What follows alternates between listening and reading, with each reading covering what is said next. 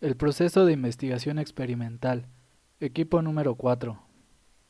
La investigación experimental se utiliza generalmente en ciencias, tales como la sociología y la psicología.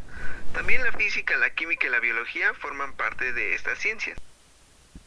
El término investigación experimental tiene una gran variedad de definiciones, aunque en sentido estricto, la investigación experimental es lo que llamamos un experimento verdadero.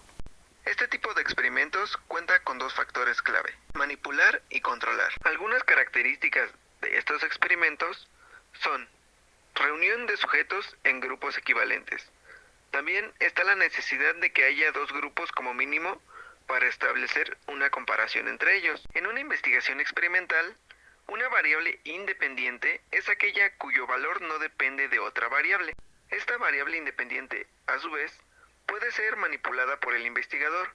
En caso contrario, la variable dependiente, como su nombre lo dice, depende totalmente de la variable independiente. De hecho, es una respuesta a ello. Otro punto es el control de variables extrañas. Investigación experimental en psicología. La psicología experimental es una disciplina científica que considera que los fenómenos psicológicos pueden ser estudiados por medio del método experimental. Los psicólogos experimentales emplean participantes humanos y sujetos animales para el estudio de un gran número de temas, incluyendo sensación y percepción, memoria, conocimiento, aprendizaje, motivación y emoción, entre otros. Las investigaciones se originan de ideas, sin importar qué tipo de paradigma fundamente nuestro estudio ni el enfoque que habremos de seguir. Plantear el problema no es más que afinar y estructurar más formalmente la idea de investigación. Se debe describir de manera clara, precisa y accesible. La revisión de la literatura implica detectar, consultar y obtener la bibliografía y otros materiales que sean útiles para los propósitos del estudio. Al construir el marco teórico, debemos centrarnos en el problema de investigación que nos ocupa, sin divagar en otros temas ajenos al estudio.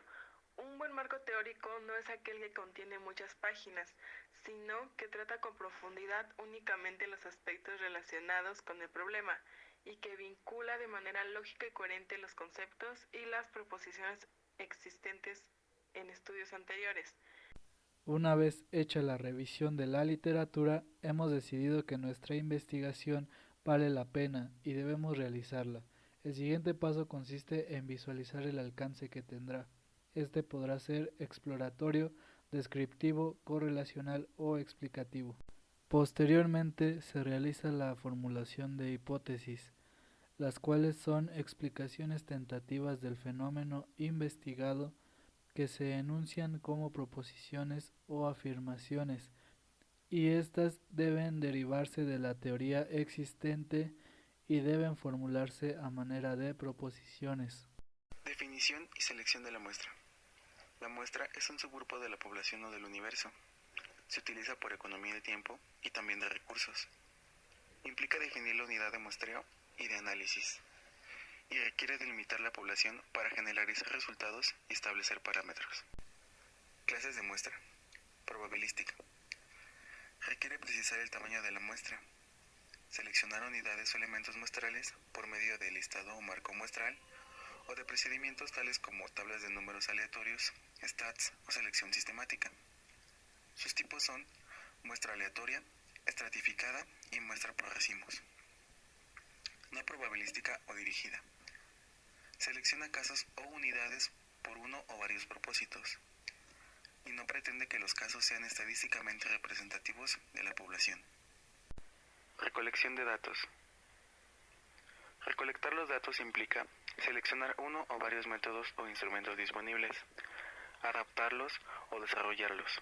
Esto depende del enfoque que tenga el estudio, así como el planteamiento del problema y de los alcances de la investigación. Análisis de los datos.